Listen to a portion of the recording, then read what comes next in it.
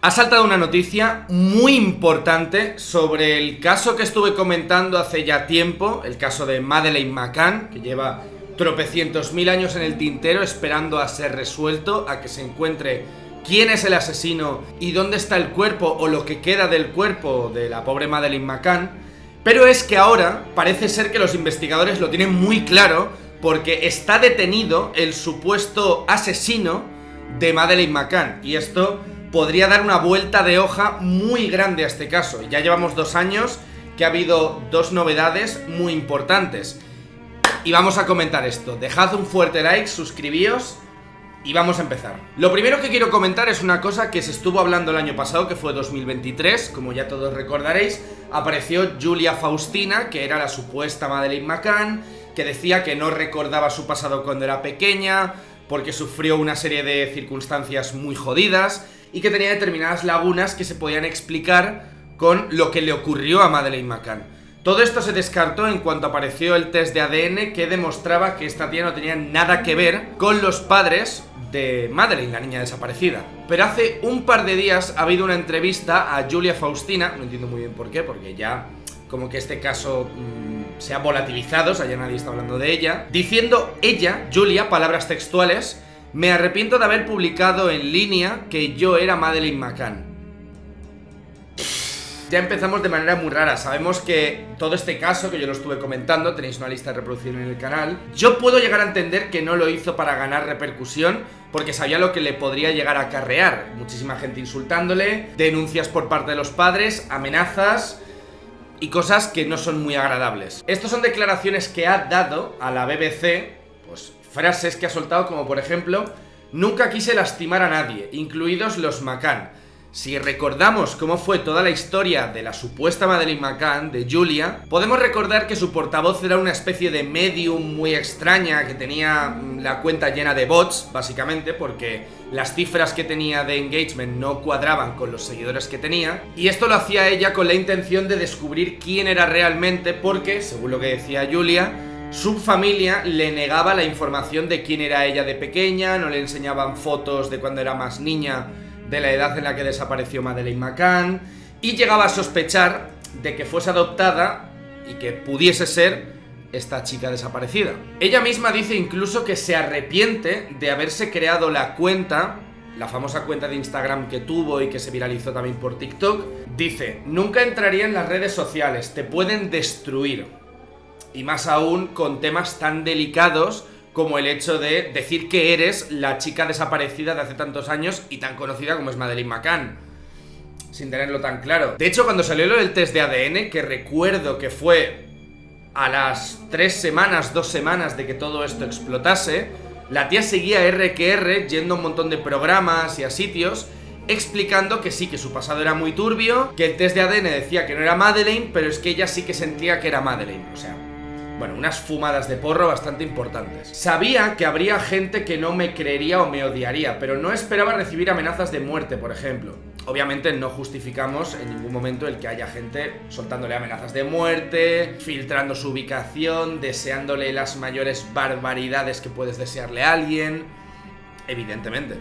Y dichas pruebas de ADN recordaremos que descubrieron que sus orígenes eran de Polonia, con un poco de influencia lituana y rusa, por lo que no tiene absolutamente nada que ver con los orígenes de Madeleine McCann. Y ahora vamos a lo que nos reúne a todos nosotros, y es que está detenido el supuesto monstruo que pues hizo desaparecer a Madeleine McCann, que algunas veces ya hemos hablado sobre él. ¿Y por qué ha pasado esto? Por esta noticia que ha salido y que los investigadores dicen que podría llegar a cuadrar perfectamente con las características de la chavala y el periodo de tiempo en el que ocurrió, ¿vale? Recordemos que Christian Brueckner es un perfil que ya se ha hablado otras tantas veces por ser el principal sospechoso de la muerte de Madeleine McCann, bueno, de la desaparición. Entre las burradas que él cometió fue el secuestro de una chavala en una playa portuguesa, la llevó a su casa, la ató a un poste, la golpeó con un látigo y la forzó a tal mientras lo grababa. O sea, bueno, es que no sé cómo definirlo. Luego hay otra también, una condena que se comió de 7 años de prisión por tal a una turista norteamericana de 70 y pico años, que de hecho la asaltó en su apartamento, le robó las pertenencias e hizo todo esto.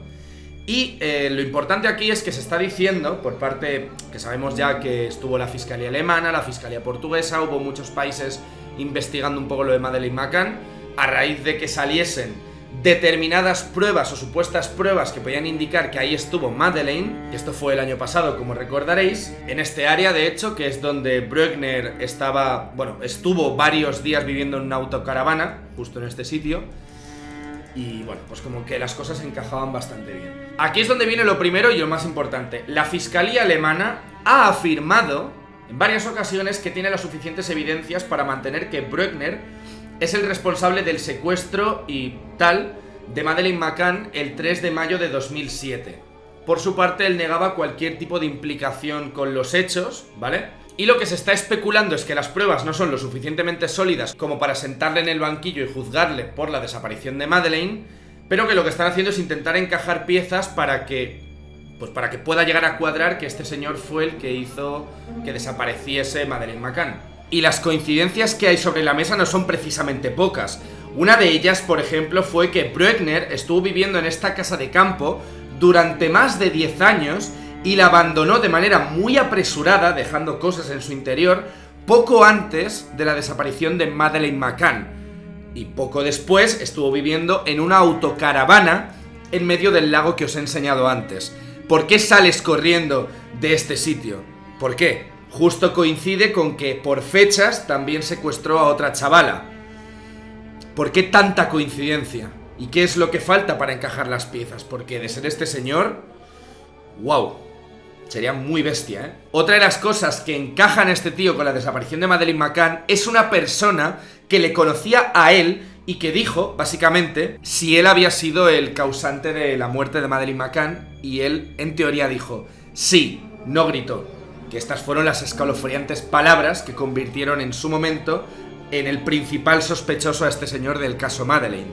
Y con lo que ha salido ahora, mucho más. Cuando se estuvo haciendo las catas del terreno, que de hecho se especuló que sabían exactamente a lo que iban a buscar, y tiene sentido porque estuvieron muy pocos días, fueron, buscaron, encontraron cosas, lo recogieron y fuera. Para encontrar pruebas tan claras, encima en un sitio tan específico y estar tan pocos días, tienes que saber qué es lo que estás buscando o dónde buscarlo.